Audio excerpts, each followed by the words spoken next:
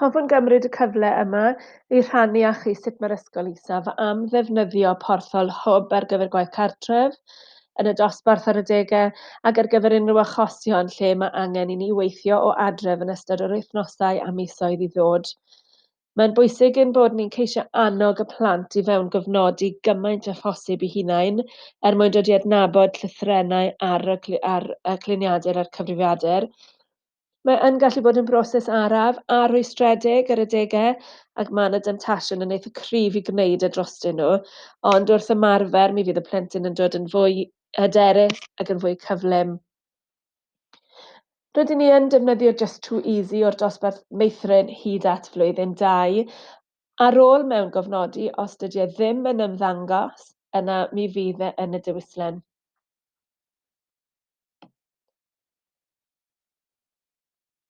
Dyma tudalen cartref Just Too Easy.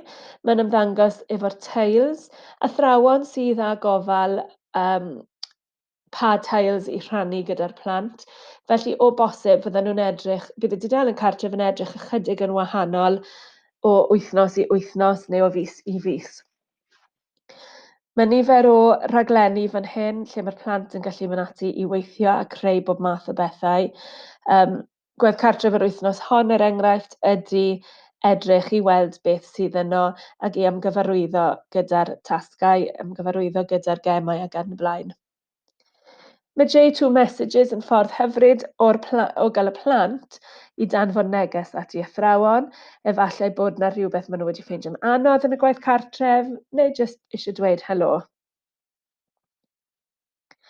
Dyma'r teil sydd yn cynnwys y gwaith cartref. Mae'r rhif 1 coch yn dangos bod 'na un darn o waith cartref yn aros.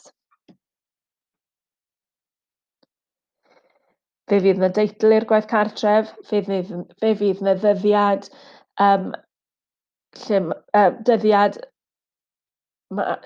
dyddiad sydd angen dod i fewn ar gwaith cartref hefyd.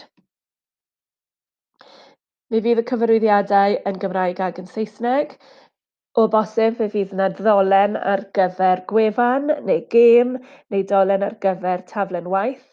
Ac hefyd, o bosib, fe fydd 'na gyfarwyddiadau ar lafar.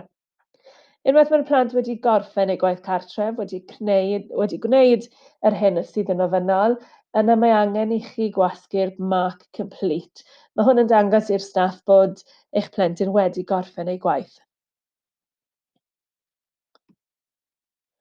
Os bydd